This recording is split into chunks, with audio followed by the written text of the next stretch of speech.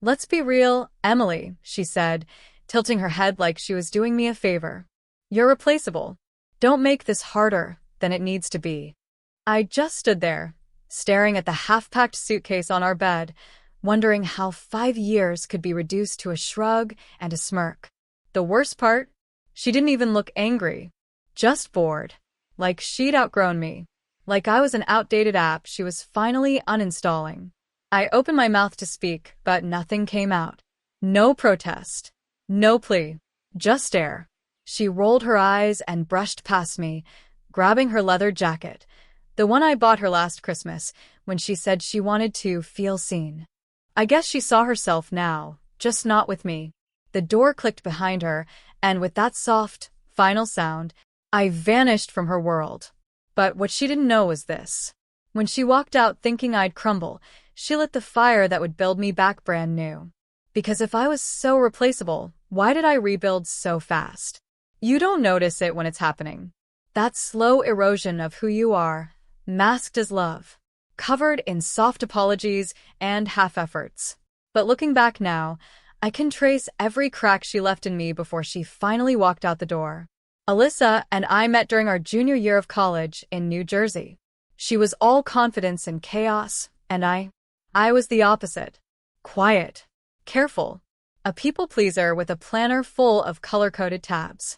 She wore chipped black nail polish and spoke like she knew she belonged in every room. I fell for her the way rain falls into the sea, natural, inevitable, and quietly overwhelming. We started as friends. She was magnetic. People wanted to be near her, even when they knew she burned too bright. I always felt like the lucky one, like somehow I had been chosen to orbit her light. At first, she made me feel special. She'd walk me home from class, show up with my favorite coffee just because, and laugh like my jokes were the funniest thing in the world. When she kissed me the first time, I remember thinking, this is it. This is home. But slowly, and I mean slowly, things shifted. Not all at once. Alyssa didn't slam doors. She left them slightly ajar, so you'd think she was still coming back. It started with little comments. You're too sensitive, Em. You make everything so dramatic. God, not everything is a big deal. She'd say them with a half-laugh, like I was the silly one for caring. Still, I tried harder. I became more flexible, less needy, more understanding. I told myself love was about compromise, even if I was always the one compromising. I planned our anniversary dinners. I remembered the dates. I bought her new boots when hers ripped, and she didn't have the money to replace them. I helped her study for her certification exams, even though I was drowning in my own coursework. When she moved into her first apartment after graduation, I dipped into my savings to help cover the deposit. I didn't even think twice. Because love meant showing up, and I showed up for her every time. I remember this one night, so clearly. We were sitting on the couch, a rom-com playing in the background. She was scrolling through her phone, barely watching. I turned to her and said, "Do you ever think about our future? Like, where we'll be in 5 years?" She didn't even look up, just shrugged. "We'll figure it out." And just like that, I felt like I was the only one dreaming about forever. A few months later, my mom ended up in the hospital. It was serious, pneumonia turned septic. I stayed by her side for days. Alyssa visited once, brought flowers, and left after 10 minutes because she didn't do hospitals. She never asked how I was holding up. When I finally came home, exhausted and hollow, she looked irritated. "You've been distant lately," she said. I remembered just staring at her. My mother almost died. I wanted to scream, but I didn't. I apologized. I made us dinner. I curled up next to her on the couch and whispered, "I missed you," even though I wasn't sure she even noticed I'd been gone. But that was the rhythm of our relationship. Me, constantly adjusting to keep her comfortable. Her, constantly changing the rules to keep me unsteady. I missed my cousin Leah's engagement party because Alyssa had a work dinner and didn't want to go alone. I stopped talking to my childhood best friend because Alyssa didn't like the way she looked at me. I gave up a job offer in Chicago because she said long distance would ruin us. I did everything right, and it still wasn't enough. Every time I voiced a need, it was met with sighs or silence. Every time I asked for more time, more attention, more love, I felt like I was asking for too much. So I stopped asking. Instead, I became what she wanted. Supportive, soft, always available. I smiled when I wanted to cry. I said I'm okay when I wasn't. I shrank myself so she'd have more room to grow. But she didn't grow. She just got used to the space I made for her. Like I was the floor she walked on, steady, predictable, unnoticed. I remember one night, we went to a dinner party hosted by one of her coworkers. Everyone there was successful, flashy, the kind of people who introduced themselves by job title. Alyssa blended right in. Me? I was the girlfriend. She barely introduced me. When I spoke, people nodded politely and moved on. On the way home, I said, I felt invisible tonight. Alyssa rolled her eyes. Not everything is about you, Em. I turned to the window and watched the streetlights blur. I wanted to scream, but instead I swallowed it, like I always did. And still, I stayed. Because deep down, I believed if I loved her enough, she'd see me again. I held on through the cold silences, the forgotten birthdays, the way she stopped saying, I love you first. I told myself every relationship has seasons, that this was just winter, and spring would return if I could just hold out. But spring never came. The more I gave, the more she pulled away. And then one morning, out of nowhere, she said, I think we need space. I blinked. Space from what? From this. Us. And even then, I didn't fight. I asked if she needed time, If we could talk about it. if I had done something wrong. She smiled like I was being silly. It's not personal. I just need something different. That was Alyssa's way of saying, I'm bored. 2 weeks later, I saw a picture on Instagram, her with someone new. A girl with blonde waves and perfect teeth, holding Alyssa's hand like it had always belonged there. The caption? Sometimes you don't know what you're missing until you find it. I stared at the screen for so long I forgot to blink. I didn't cry. Not then. I just felt empty, like someone had hit mute on the world. That's what betrayal feels like when it's quiet, like standing in a familiar room and realizing everything's been rearranged without you. But maybe that was the moment I needed, because the girl I used to be, the one who bent herself into pieces just to be kept, she died that day. And, in her place, I started becoming someone new. Someone who doesn't beg to be chosen. Someone who doesn't wait to be seen. Someone who, when told she's replaceable, simply replaces. You'd think when someone tells you you're replaceable, it would sound cruel, jagged, and loud. But Alyssa said it like she was complimenting me. Like I was strong enough to handle being discarded. Honestly, she said, standing in the doorway with her arms crossed. I think we both knew this wasn't going anywhere. She said it like we hadn't spent 5 years planning our future on the back of diner napkins. Like we hadn't whispered names for our future dog. Like she hadn't once said, I've never felt this safe with anyone before. But safety isn't exciting.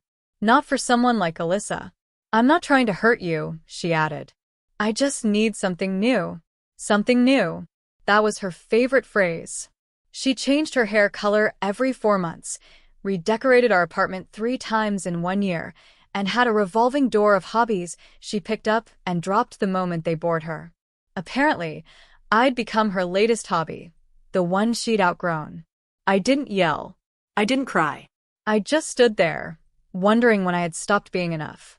Wondering if I'd ever truly been enough for her at all. She didn't even wait for a response. Just turned and walked out. Left the key on the counter like I was a sublet she was finished with. 2 days later, I ran into her best friend, Claire, at a cafe downtown. Claire blinked when she saw me. Emily, hey. Wow. I didn't expect to see you here. I forced a small smile. Hey. She hesitated. I heard about you and Alyssa. That sucks. Yeah. I replied, wrapping my hands around my coffee like it could hold me together. Claire bit her lip. Look, I probably shouldn't say this, but Alyssa's already seeing someone. It's pretty serious. The world tilted slightly. She moved on fast, I murmured. Claire shrugged. That's Alyssa. She doesn't like being alone. Then she said it, the thing that echoed louder than the breakup itself. Don't take it personally. You're great. You were just too soft for her.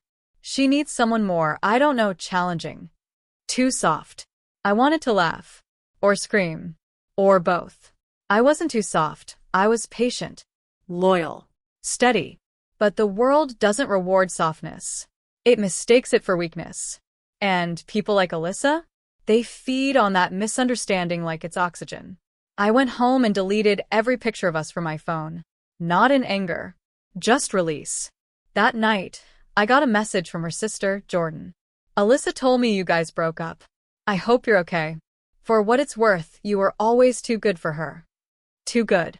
Too soft. Too replaceable. The next morning, I went to the grocery store, and right there in the middle of the produce aisle, I saw Alyssa. Laughing. Smiling. Holding hands with the blonde from Instagram. They looked like they'd been together for years, not weeks. I stood frozen by the oranges, wondering if they'd see me. Wondering if Alyssa would flinch. But she didn't. She looked right past me. Like I was air. Like I had never existed. Something cracked inside me. Not like glass, but like ice melting. It wasn't pain. It was clarity. I left my cart and walked out. The next few days were quiet. Almost too quiet. I didn't tell anyone how bad it hurt. I didn't call my best friend Rachel. I didn't text my cousin. I didn't post a single cryptic quote or a song lyric. I just sat with it. Alyssa didn't reach out. Not even to say goodbye. But what did I expect? People like her don't close doors. They leave them open just enough in case they want to come back. Then, the worst part came, the silence for mutuals. Not one person from her side reached out. Not even those I'd cooked for, helped move, driven to the airport. They just vanished. Like I'd been deleted along with the relationship. But that was the moment I realized the truth. They were never my people. They were hers. And now that she was done, so were they? I remember scrolling through social media late one night, unable to sleep. And there it was, a tagged story of her birthday dinner. She looked radiant. Hair curled. Red lipstick. That fake laugh she used when she wanted attention. The girl next to her, the replacement, leaned in close. They looked like a couple from a movie. I clicked out of the story, my heart weirdly still. Then a message came through. Don't let her break you. It was from Rachel. I hadn't told her anything. But she knew. Somehow, she always knew. You held her down when no one else would. She walked away because she didn't know what real love looked like. That's not your fault. I stared at the screen, tears finally breaking loose.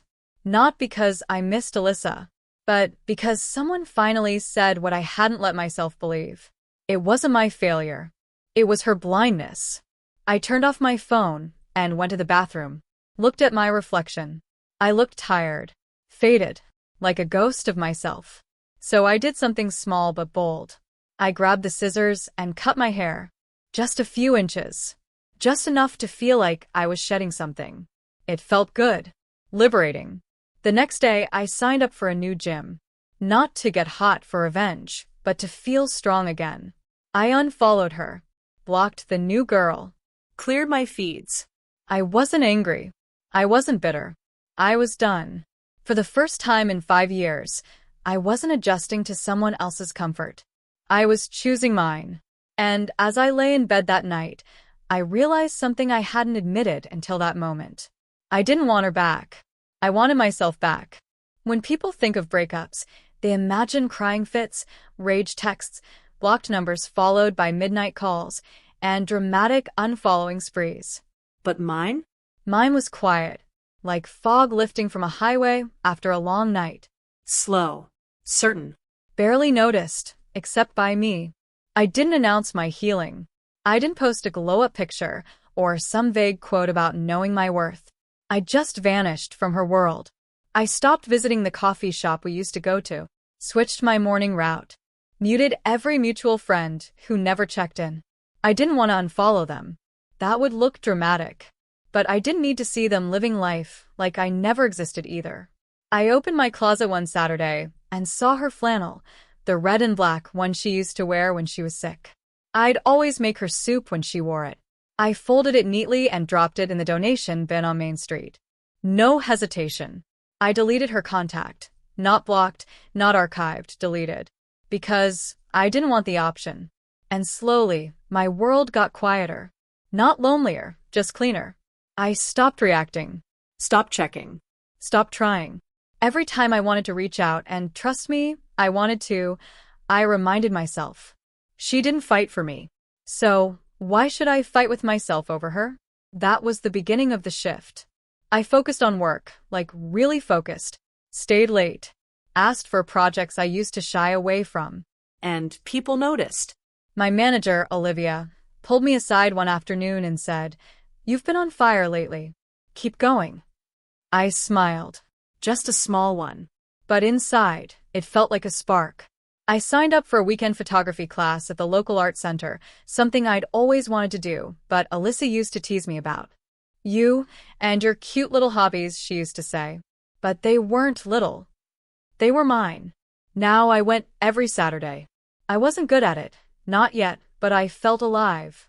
Like I was creating something. Seeing the world again. A few weeks later, I got a message from one of Alyssa's friends, Rachel, not my best friend, a different Rachel. A mutual we'd hung out with a few times. "Hey, just wanted to say, I saw your new photos on Instagram. You've really got talent. Hope you're doing okay."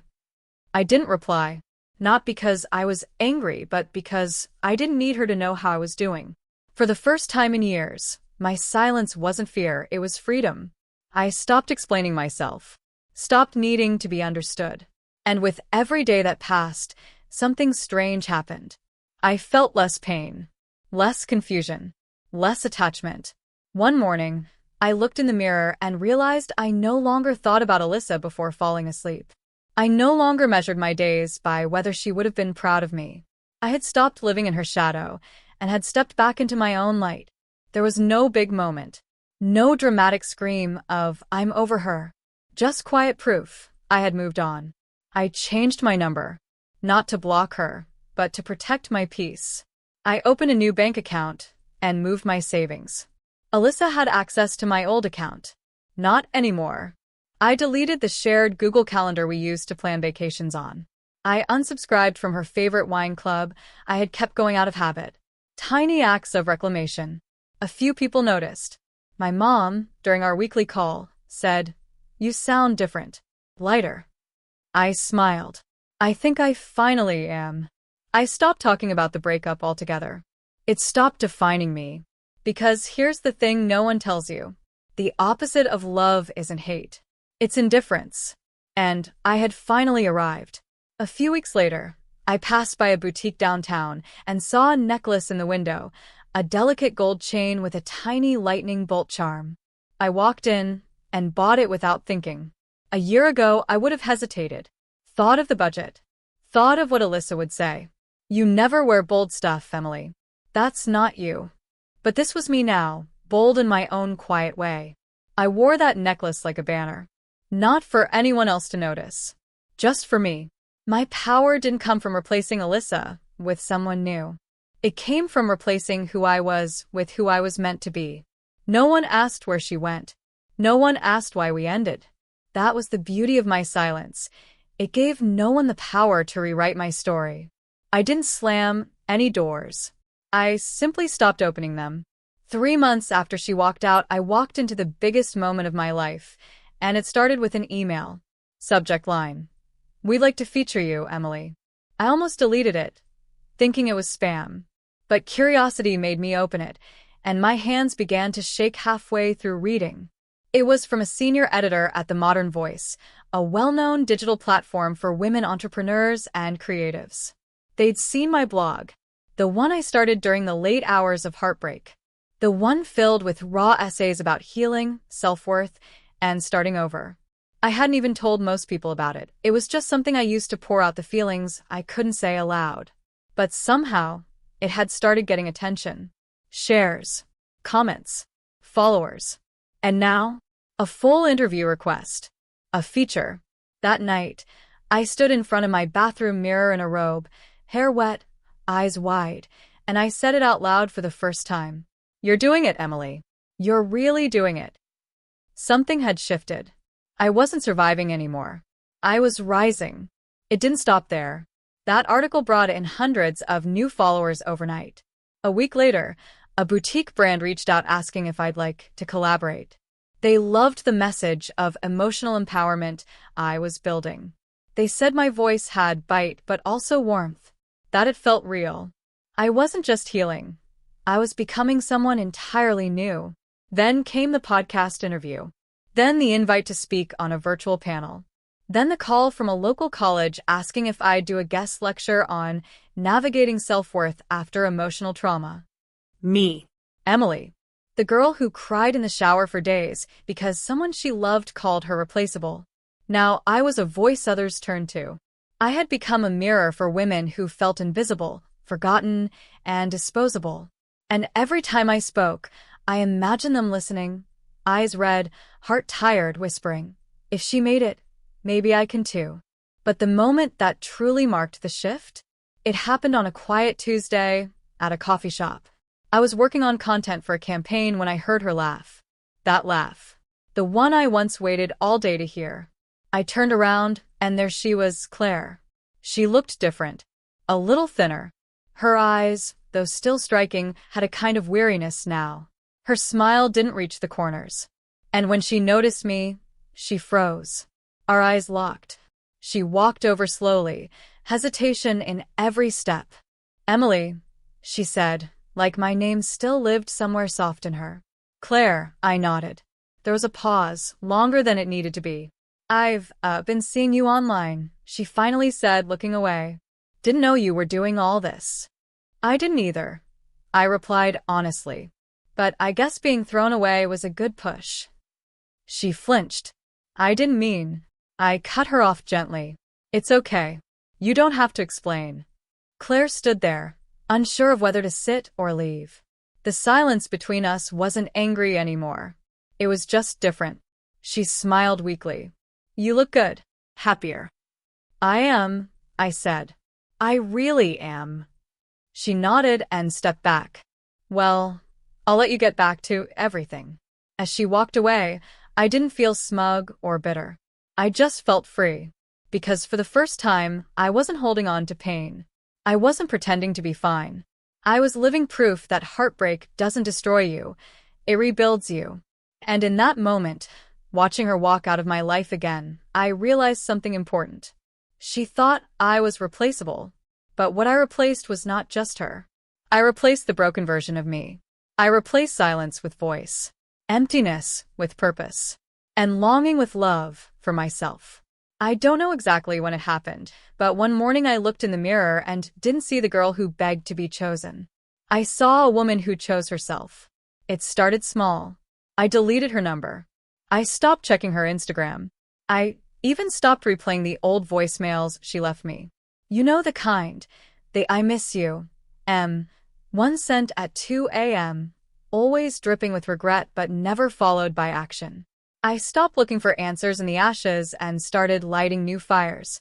One of those fires was a career change. I had put everything on hold for her. Stayed in our small town, so she wouldn't feel abandoned. Took a job I didn't love because she needed stability. But now? I was applying for positions across the country, taking interviews like I had nothing to lose because I didn't anymore. That's when the offer came in from Seattle. A creative director position at an independent agency that actually wanted my ideas. And just like that, I packed everything into 2 suitcases, left the key to our old apartment with the landlord, and boarded a one-way flight. Seattle was cold, rainy, and completely unfamiliar, and yet I felt more alive than I had in years. There was no us to shrink myself for anymore. Just me. And I was growing fast. At a networking event one night I met Jada.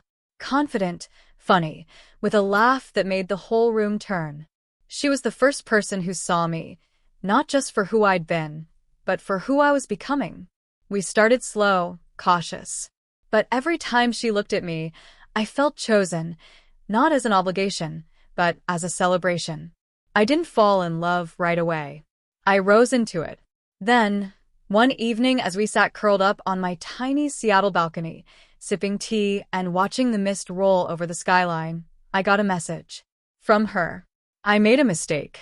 I thought I could do better. Truth is, I've never stopped missing you. Are you happy? I stared at the screen for a long moment. My heart didn't race. My hands didn't shake. I didn't feel rage or sadness or longing. I felt peace. I typed back. I am happier than I've ever been. I hope you find that too. And then I blocked the number. For good. The girl she said was replaceable had become the woman who built a life no one else could replace. The moment of power wasn't revenge. It wasn't the message or the move or even the new love. It was the realization that I didn't need her to see my worth. I saw it, and I was never letting go of that again.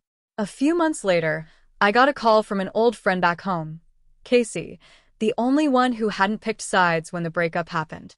She sounded surprised. Emily, you're not going to believe this. Apparently, she had tried to move on too, but every relationship she touched fell apart. Word was, she'd gone through 3 different girlfriends in under a year. Her social media, once full of power couple posts and captions about finding real love, had gone dark. No stories. No selfies. No bragging rights. But here's the kicker. She applied for a job at the same Seattle agency I worked at. Under me. When HR forwarded her resume to my desk for final review, I stared at it in disbelief. Her name was right there, bold and unmissable. The same woman who once looked me in the eye and said I was too emotional, too average, too easy to replace, was now hoping to land a job at my company, hoping to be part of the creative team I now led. I didn't delete the application. I didn't even reject it. I let it sit there, unmoved, unread, untouched. Because the final twist wasn't about getting even. It was about showing myself how far I'd come. She no longer had power over me. Not in love, not in life, not in legacy. The woman who thought I was forgettable? She became just another unread file in my inbox. And that was the most poetic closure I could have ever written. To anyone who's ever been told they're replaceable, hear me loud and clear. You are not disposable. You are not just another body passing through someone else's story. And you are certainly not someone who can be written off without consequence. I know what it feels like to be dismissed, to have your love treated like a placeholder until someone better comes along. I know the sting of hearing someone say, "You'll be fine. You'll find someone else," like your heart isn't breaking in real time. I know how lonely it gets when the world keeps spinning while yours falls apart. But I also know this. Sometimes being underestimated is your greatest gift. It lights a fire. It awakens something unshakable inside you. That breakup? It forced me to become someone I'd been hiding all along. I stopped waiting to be chosen and started choosing myself. I poured every ounce of pain into purpose. I built a life so rich, so aligned, so mine, that no one could claim credit for it, especially not her. People often talk about revenge like it's a dramatic scene, a slammed door, a savage clapback, or a flawless comeback photo. But real revenge? It's quiet. It's internal. It's waking up every morning at peace with yourself. It's not flinching when their name comes up. It's smiling, not because you're over it, but because you've evolved. Looking back, I don't hate her. I don't need to. She taught me the value of my worth by trying to diminish it. She showed me how strong I could be by trying to break me. She gave me the ending I never knew I needed. And if I'm honest, I'm glad she said I was replaceable. Because it made me realize I didn't need to be someone's everything to be something. So, if you're sitting there, heart heavy, wondering if you'll ever get past the pain, hear this. You will. And not only that, you'll thrive. You'll find joy in places you never imagined. You'll become someone your past self would look at and whisper, "Wow, we really did it." You'll walk past reminders of them one day and not even blink. Not because you forgot, but because you outgrew. We don't heal to prove people wrong. We heal to prove ourselves right. Right for walking away. Right for choosing better. Right for believing that something greater was always waiting on the other side of goodbye. Let them say what they want. Let them believe what they will. Because by the time they realize what they lost, you'll be long gone. Not bitter. Not broken. Just better. This is more than a breakup story. This is a rebirth. Madison Walker was told she was replaceable, tossed aside like yesterday's news. But instead of breaking, she rebuilt. Instead of chasing, she chose herself. From heartbreak to healing, from betrayal to becoming unstoppable, this was her transformation. She didn't need revenge. She didn't need closure. She found peace in progress and strength in solitude. And in the end, the one who tried to replace her? She was already forgotten, lost in Madison's rearview mirror. Let this story be a reminder. When someone treats you like you're nothing, go become everything. When they say you're replaceable, don't argue, just rise. Show them, silently, what happens when a storm becomes a force of nature. Because the best clapback is success. The loudest revenge is joy. And the greatest glow-up? Living a life so full they never get to be part of it again. Madison didn't just survive, she thrived.